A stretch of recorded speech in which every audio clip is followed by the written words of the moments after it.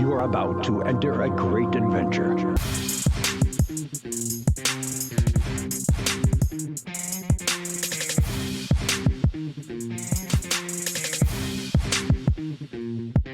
This is Storied from Gorilla.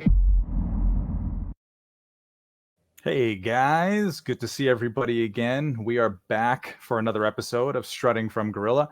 I'm Mikey Cash, he is Big Vito, and today we have a very special guest with us. I think how many times has he been on with us now? I think this is is this number 3?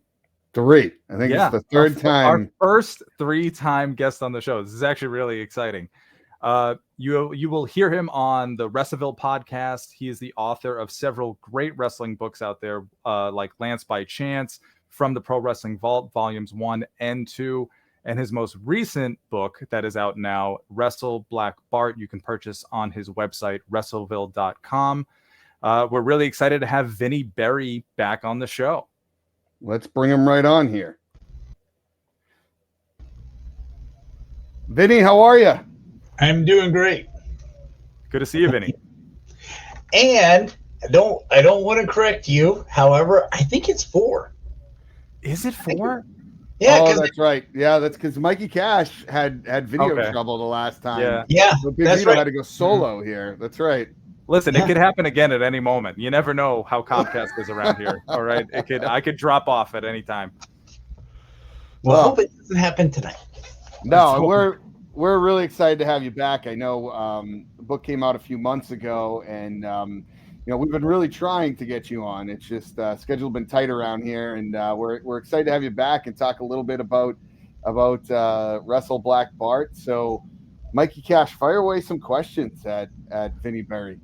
Well, Vinny, I just want to say I really enjoyed this book. I feel like it's much like in line with the other books that you've come out with. I feel like this is perfect for people who are historians of pro wrestling or people that really just want to learn about the different eras of professional wrestling. And I think you do a really good job of breaking that down for folks and giving them sort of that inside look of what it was like for the people who were working there at the time. So I'm just curious, was it as fun for you to write this book as it was for me to read it? You know what? Yes, I enjoyed this, but you got to remember when you do something like this, I tell people all the time, now I know why people don't finish books that they start, because it is, once you get all that information, right, and then you're sifting through it and you're thinking, this doesn't even tie into what, and, he was like, oh, you got to put that in there. I said, yeah, but there's no tie-in. It's almost like it's like. Yeah, it's hard. It's hard to put it all together. I mean, it's not easy. I have a hard time collecting my thoughts. I can't imagine writing a book, and you do a really good job. I was telling Mikey the other day, for us, I think it's great because we've watched a different era of wrestling than you. So I don't know what it was like to watch Black Bart wrestle or the Von Erichs. And every time I read your book, I think it's different. There are people who will read this book that knew Black Bart, right? For us, we didn't know him that well. So you can get a whole different view and you learn a lot more every time you read a book that you write about that era of wrestling. So kudos to you on that one. How did this book come about with Black Bart? Well, I was working on the Pro Wrestling Vault books, the short stories, and I was trying to promote it, and just to give you an idea, I was working on those books at the same time, right? It was going to be one project, but that thing would have been over 400 pages, and then when I decided to chop it in half, then here I had another book to format, right? And so. When I was, promoting the first one, this guy had called that had me on a show, just had told me, I was like, hey, can you help me promote this book, And he says, well, I'm not really doing the podcast right now. And so he said, but he goes, I've been helping wrestlers get on shows and do signings and things like that. And then before I hung up, he said, well, which reminds me, I've been helping Black Bart, and he's been looking for someone to write his book. And he said, are you interested in doing that? And I said, well, I'm just so overwhelmed right now, man. I just can't. I just can't think about taking on another project, because you're not going to finish stuff if you take on too much stuff, right? And I mean, I can do that with smaller things and bigger things. I just didn't want to do that. So, but I do also believe, however, you do have to be working on projects, because that's how these guys crank stuff out.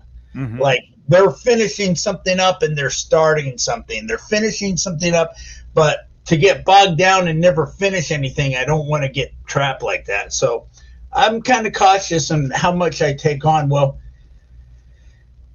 when I got caught up, I reached back out to that gentleman and said, hey, look, I got my head above water. If Bart's still looking for a guy, tell him I'd like to talk to him and see what he's thinking about. And he came back and goes, hey, Bart said for you to call him.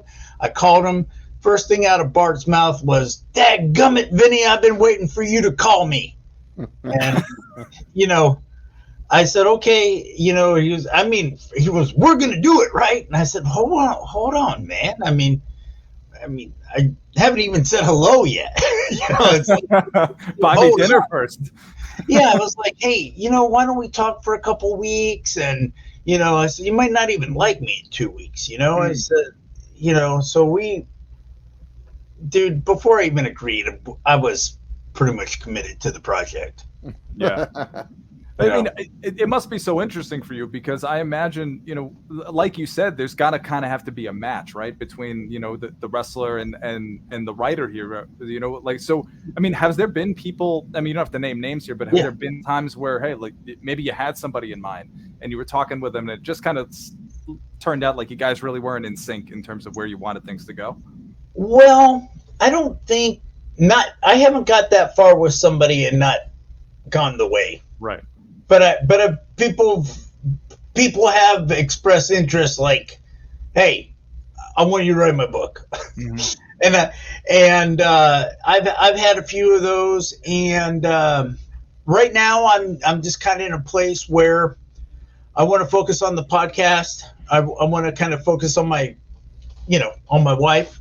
Mm-hmm. And we have 4 dogs. We have one that's kind of failing in health, and we have one that's a year old. So he needs attention. She needs attention, so there's, different needs there. And so I don't know. I just I'm enjoying the podcast and working on my podcast. I got a new show I want to launch, so, so I got some things doing. I am writing for the Pro Wrestling Wire. Oh, that's great. Cool. Are you guys familiar with that? Yeah. I have heard of them, yeah. So I'm writing some short stories, so I believe in sharpening. When the next project is right, I don't know what it is, but right now I'm just kind of really trying to come down off this 7-year high, this 7-year rush of, being in this office and my wife putting up with my shit. Welcome to the club, Vinny. We're right there with you. It really does take a lot of time. You gotta water the flower, man. If you're married, it, right? Yeah. So I got to ask you this question. I obviously read a little. I haven't finished the book fully. Mikey Cash has, but I have not. And but one thing I did listen to, I listened to one of your podcasts promoting the book, and the one thing I kind of got out of it is, Black Bart was like this heel of heels, right? Back in the day. Like, he was a nasty heel. And he doesn't come across that way anymore. Like, when you listen to him on the podcast, did you get that feeling when you were writing the book? And, kind of explain that to us a little bit.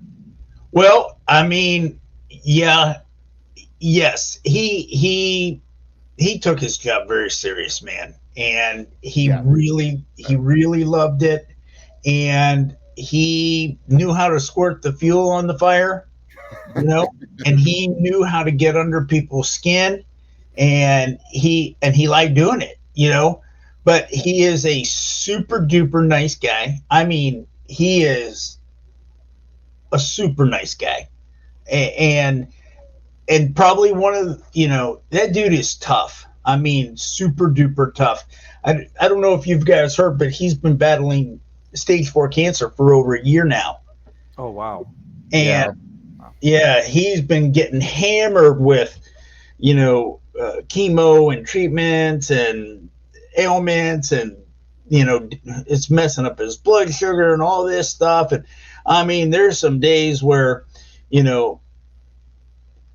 I've called him and he goes, "Hey brother, I just don't feel good," but he's always like, "All right, well, thank you so much for calling, man. I love you. We'll talk tomorrow." I mean, he's not a jerk about it. I mean, and then I'll talk to him. I say, "Man, you sound really good. How you doing?" He goes, "Well, brother, I'm doing terrible," but hear it, right? And he's just a tough dude. He just puts up with it, and he just keeps on rolling, and he's got a strong faith in God. He loves his family. He loves pro wrestling. He loves life, but he's, whenever the good Lord's going to call him, he's going to go, and he's going to be okay with it, so he's at peace, and that's good to see. It's good to see for me because, I'm sitting here watching him go through this, and I'm thinking, wow, well, he's not very too much older than me. Wow. Puts things into perspective. Yeah, it puts things in perspective, and then he's struggling with this, he's struggling with that, but he's keeping his head up. Is like, I don't got the problems he got, so yes, it does help keep things in perspective. Vinny, it must be so rewarding in that way to be able to like have this part in his life, to be able to write, to help him get this story out, and in a sense, like be able to contribute to his legacy in wrestling. We'll always be able to have this book now. I think it's wonderful. Oh, absolutely. He said that he was he said that he was looking for someone for 10 years. Wow. And for whatever reason, I don't know if maybe they didn't click or they just couldn't, commit the time or whatever. But this thing, I think from start to finish, it was like right under 2 years. And I put the Jets on it at the very end because he was starting to do around the holidays. He wasn't doing so good, and he wasn't always around the holidays. He wasn't really too optimistic. So I really put the Jets on it, man. He's a little more optimistic today, but we had some scares there, so I wanted to make sure that he saw it, Yeah. The one piece that I was curious about is the Von Erichs, right? He didn't really get along with them too well, right? And I listened to a piece that when it was on your podcast, and they were talking, and Black Bart was talking, and he was talking a lot about they're real stiff, right? What's the deal? Is that the reason he didn't like them, or was there more to that story? Well, before I go into the Von Erichs story, sure, I will say this about Bart: he is a straight shooter, and he's the shooter I met. I bet. He likes me. Every time I talk to him, he tells me he loves me. So I would think that he likes me, right? But boy, I'll tell you, he's told me a time or two. He says, "Man, if I could stick my hand through this phone, I'd choke your ass right now." And so he's a straight shooter, And so and I can appreciate that. The thing with the Von Erichs is he didn't like the fact that the way he puts it is they're candy asses, right? And that they had to make those boys look better than what they were because their dad was the boss. And he felt like that they got some spots and jobs because of who they were, which I don't doubt, right? I mean, if I was the promoter and, I had some boys, they'd probably be my stars too, right? Because back then, if there was no family, they put that guy in that spot who they trusted. Mm-hmm. Absolutely. And now Fritz put his boys in there because they were his boys, and he wanted his boys to get the limelight. The guys on the like Bart and all those guys, they were just kind of looking like, well, they really don't deserve it because they half-ass. They don't sail, they don't show up. I mean, I've heard that from everybody that I talk to is, they didn't always make their shots, or they, were not in the shape. They weren't in fighting shape to go. And I think we all know that, back in the 80s and, well, back when people started crushing grapes, I mean, people like to party. Yeah, right. What it is. It was a different age. They didn't have social media. They weren't. Everything wasn't being recorded. It was just a different time. And they're young. I don't know if you guys saw that Iron Claw movie, but I did actually. I just saw it on a flight over the weekend. That was the drizzling shits, dude. Yeah, you didn't like it. I've been meaning to ask you since it's come out what you thought of it. I haven't watched it fully. It was a good movie. It was a good movie, but that's what it was. It was a movie, man. It was not. Yeah. If I was doing that thing, it would have been a whole different story because you would have had Lance Von Erich in there for sure. I don't think he even had a speaking role. I thought MJF had filmed more for that movie. I was pretty sure. He might have. However, that was a bad representation of Lance because he was in the ring flexing his muscles, and Lance didn't do that because he didn't have the confidence in the ring like that. He was wearing boots. I don't know. It just, to me, it was just, they dropped the ball on that. But the continuity was off. The curse that they talked about. Why? The curse. The curse was because they thought they had a curse because Fritz played like this Nazi dude. Yeah. That's why they thought they had the curse. But they didn't say that in the movie.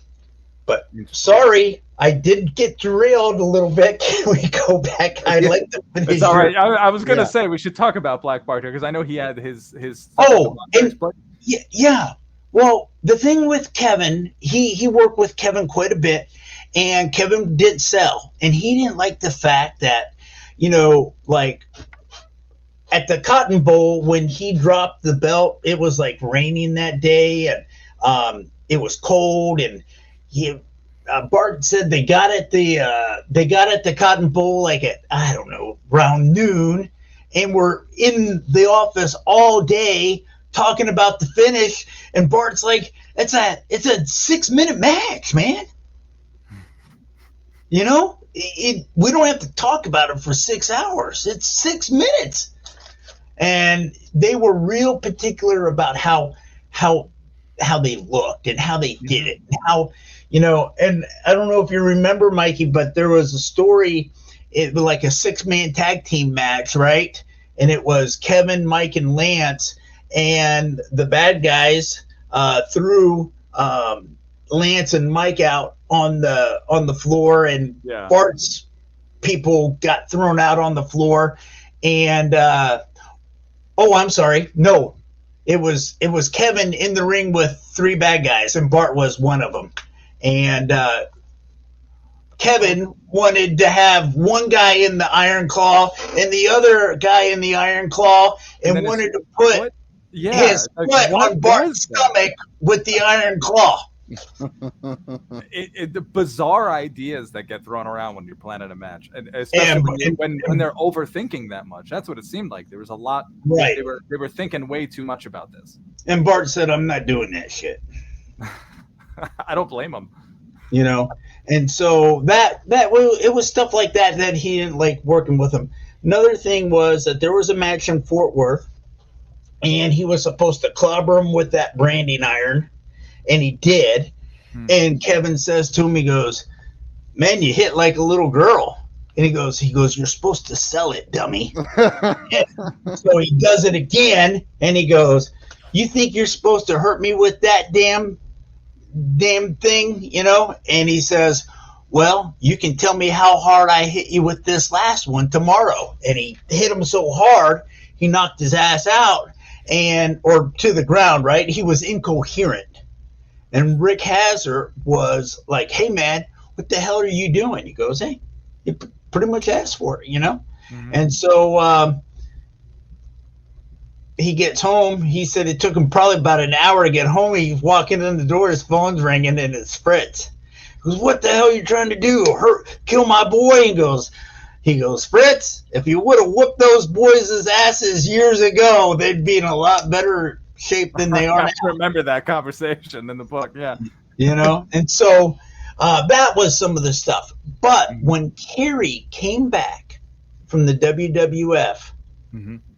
and he was pretty humbled, Bart talks about that in the book, and he really gained a respect and an admiration for Kerry, and became really good friends. Matter of fact, that was Kerry's last angle, was with Bart, and you know, I think he gained a lot of respect for him because, well, he changed his wrestling style. He was a little more of a mat guy now, which he had amateur training, but he really had to rely on it now that he couldn't really do the things that he did after he lost his part of his leg, right? Mm-hmm. And he gained respect for that, but I think the guys really understood how much pain he went through and how much trouble, but how he struggled with that, right? Not only physically, but mentally. Yeah. And I'm sure emotionally, right? And but the way that he went out there and carried himself, and the way he did things in the business, and he thought he was easier to work with. He sold more. He understood the psychology more. He says in the book that somebody smartened him up when he was up in the WWF, but he doesn't know who, but he came back a new man. And he thinks that the fact that he was out there, you know, paying his own bill and, you know, doing travel and having to rely on the boys, like, hey, three of us are driving together. Why don't we just split the hotel and I'll sleep on the floor and we'll just cut it thirds? And, you know, that's how the guys save their money, you know? Sure. Yeah. But he didn't have to worry about any of that stuff in Dallas because he was just going home every night. Yeah. He was taken care of, you know? Yeah, he was. So it's a whole different way of life. You know, he went from, I mean, whether you want to call it nepotism or just like the way the business was, you had to really push who you trusted. He trusted them and he took care of them. And then Kerry went off and really did kind of try to sow his own, you know, and then did the best he could over there. So he probably did come back, like you said, with a kind of a new, fresh perspective. Right. And that's the things that I like about the book. You know, you get a little insight on that with, and you know, I don't know, you know, did he like the Von Erichs or not? I think he didn't like the fact that, you know, that they were busting their asses and the Von Erichs weren't, you know? Yeah. Mm-hmm. Yeah. And it was just like, you know, I think we've all worked with the boss's kid, right? And it's like, well, hey, man, look at all this work we got to do, and why are you over there reading the damn newspaper, man? It's like, come on, you know, there's time to do that, you know, and I think there was a lot of that going on. Well, I think this is it's a great book. I mean, these are just some of the stories that people are hearing about, but when they go through the rest of the book, I mean, it's a proverbial like who's who of people from the territory days, which is arguably what some people say is one of the greatest eras in wrestling. So, well, I mean, since you read, well, I didn't mean to cut you off, but since you read the book, I wanted to ask you, what did you think about the Bruiser Brody Otto Vance chapter? I mean, I thought it was very interesting to me, quite honestly. But like, I just, you know, there's something about his journey that I found so interesting in general. Like, I feel like Bart, he seemed almost like smart from the get-go in terms of like how he approached wrestling. I feel like he kind of got it right away of like what he needed to do to sort of survive in this business. And he was somebody that didn't seem like he had, I mean, as much of a badass as this guy was. I mean, and I know you were talking about it. If I reached through the phone, I give you a choke. But man, I feel like Bart had a lot of insight, and he was so adaptable. He was able to like be very coachable. I mean, when he was working with oh my gosh, he's worked with Stan Hansen. He was tagging with Ron Bass, Barry Windham, who he really liked. I feel he learned so much from from wrestling with those guys. It's so impressive to me to watch a guy like that, and like that's what really captivated me in this book is just watching him learn throughout the different chapters of this book and the different people that he sort of came across. That's really what stands out to me in it. Well, the thing I liked about, after I got to know his career and got to learn about, when you most wrestlers, and this isn't a cookie cutter formula or a cookie cutter future of their a picture of their career. That's what I want to say. But you start in the business and you grind and you grind and you job and you grind, and then you maybe preliminary and mid card, and you start climbing the ladder, and you're going up there, and then you're co-main event, you're big, bigger matches, and then your main event, and then you're the man or whatever. And in his career, he was on the bottom and in the middle and on the bottom and on the top and on the middle and on the bottom and on the top and on the middle and on the, I mean, this guy, he was like swimming in a, never could really get waters. Yeah, in rough waters. Yeah, basically. And that was the one thing that I got respect, because he jobbed his ass off in WWF, and he did it. He just did it. And he did it, and he did it, and he did it, and he did it. Wasn't real happy with it. But that was his role. And then after that, he came back to Dallas, and he was working with Kerry, and they were putting the fire under the Sportatorium again, and getting excited about that. And of course, when Kerry died, that was pretty much, and Bart even says it, everyone says that World Class ended this time. It ended in 86. It ended in 1991. What's he say? He said it ended in 1993. Yeah, with Kerry. That's when World Class died, and when Kerry died. Yeah. So, I know it's pretty heavy, and forgive me for kind of switching it here, because I know we only got a few minutes left, but there's a lot of great rib stories in here too. And I'm just curious for you, Vinny, like what was one of your favorites? Because there's some good ones. There's that highway story with Mr. Wonderful and Sergeant Slaughter. There's the one like Mr. Fuji pulled some good ribs. Like, was there any that like stood out to you? It was like, that's a pretty good one. Golly, man. Well, I don't know if it was the rib. I don't know if you'd really categorize this one as a rib, but the fact that Dusty Rhodes was naked a lot in the dressing room. Yeah. just like the T-shirt, no pants. It's right. That's quite a look. Tennis shoes and a little T-shirt, and and he, I mean, hopefully Cody's not taking that. He didn't pass that down to Cody. And Cody's like walking around the WWE locker room right now with just the title, a T-shirt. I don't think you can get away with it these days. I don't think it'll work. It's not going to translate.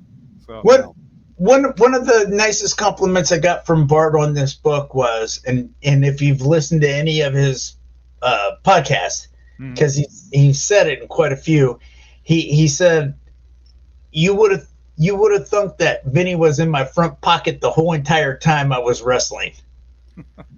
But I listened. If one thing, I listen, I take notes, I record this stuff, I went back over it, I listened to it, I talked to him again, I listened to it, I talked to him again.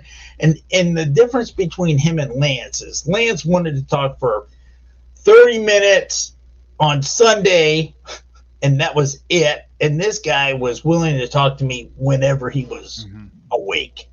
Yeah. You know, and I had a little more access to him, and I think that's why we finished it the way that he did. But yeah, I'm pleased with the book. I'm glad that I worked on it, and my niece did the cover. I was going to ask you, yeah, because you had mentioned that actually. When you were on last time, you gave us I think it was just me. You gave me a sneak peek, and kind of told me that she did the cover, and then you also kind of gave a sneak peek into the Undertaker situation with Black Bart too. So right. Yeah, so it was very, very interesting. You always do a great jobs with your book, Vinny. Any wrestler looking to do a book, I would love it to see more, because you do such a great job with them, and I'm excited to finish this one. So, well, give me some slack on some errors, like some grammar errors and crap like that for me. I caught it in the second version, but I. Hey, and one other thing too is like the things with the covers. My brother had the drawing. I mean, he really had a skill, and his daughter is the one she got the knack too. Mine kind of look like stick figures, but what I'm so impressed with, and I've worked with 4 artists. What I'm so impressed with is I have it in my head, right? And they always come out exactly how I want them. But if you saw my Pro Wrestling 1 and 2, people laugh. I mean, it looks like, like a snowman, and there's a stick figure, and there's a guy looks like a scarecrow, and then it comes out, and there's Bobby Fulton, there's Scott Casey, there's Kamala, there's Thunder Rosa, but it doesn't look like that on my sketch. Put the sketch in the book, and I'll see if I can find it, and I'll send it to you if I do. Yeah, but please do. You see it. Yeah. When you see them side by side, you think, "Damn, that is Thunder Rosa. That is Kamala." But you wouldn't know that without the book being there, right? Mm-hmm. All right, last thing for you, right, Vinny, before we let you go. Where can people find the book? And is there anything you got on the? I know you just got done with this one, and we kind of alluded to it earlier, but is there anything in the cooker going on right now for you? All right, this is what I got. Okay, so you get all my books at Wrestleville.com. That's Wrestleville.com. You get Lance by Chance, Black Bart, and those 2 you can get signed. And then I got Pro Wrestling Vault Volume 1 and 2 on there. Those come with a surprise autograph as well. And I've got a special where you get 2 of them for discounted price if you buy them together, right? So that's a good deal. I'm writing some articles for the Pro Wrestling Wire, like I said. And I'm trying to get a story out a week, but, weekish. And then I've got Wrestleville podcast, which is on all the platforms now. And I'm really excited because I finally broke into the top 200 of the Apple charts. Oh, hell yeah. Yeah. Love it. Cheers to that. Yeah, thank you. Someone said, yeah, that's a big deal. That's hard to do. And I was like, well, hard. So that happened, and I'm creating a new podcast where I'm going to have like some clips and information, audio clips, but not so much interviews, maybe it's going to be called Indie City. It's going to be like a inside look at independent wrestling. It's going to like focus on a few wrestlers, and I'll probably keep it about 15-20 minutes, nice and short. Might have some clips in there, but some surprises and stuff. A little different format than Wrestleville podcast, but I'm going to still have the interviews. That's awesome. We're definitely looking forward to that, and you can't wait for that to come down the pike. That's awesome. Yeah, I've been working on it for about Started the idea in about, I guess, spring break when I was off, and I started making notes and getting my characters on the first episode. And I'm starting on the second episode, and I got a wrestler, Evan Golden, who is a musician too. He made the theme song for me, so I'm not like throwing it together. I'm making the graphics. I'm nice, and yeah. Awesome. Yeah, when I worked in TV news, they didn't launch the 6 o'clock news like that. No. They built it for months, and that's kind of what I'm doing. That's fantastic. Listen, make sure if you're listening, you go to Wrestleville.com and check out check out where you can buy the book.